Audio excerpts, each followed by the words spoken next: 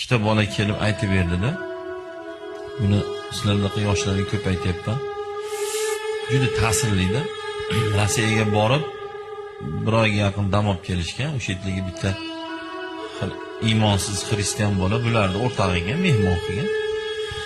Ular shu bir oyga borib bormay xayrlashadigan paytida oxirgi kunlarda so'rabdi-da bulardan, sizlar musulmonmisizlar debdi. Ha, biz musulmonmiz desa. Shu bir oy birga bo'ldik, lekin mendan sizlarni farqlarini ko'rmadim debdi. Sauna qildik, yalang'och, ichdik, chekdik, zino, kayf, hamma yo'q bo'ldi.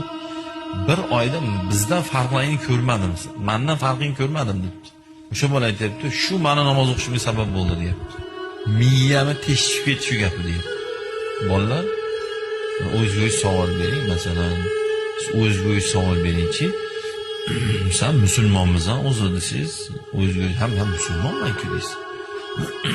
Musulmonman degandan keyin bolalar, musulmon degani har mana hayotingizda nima ish qilasiz?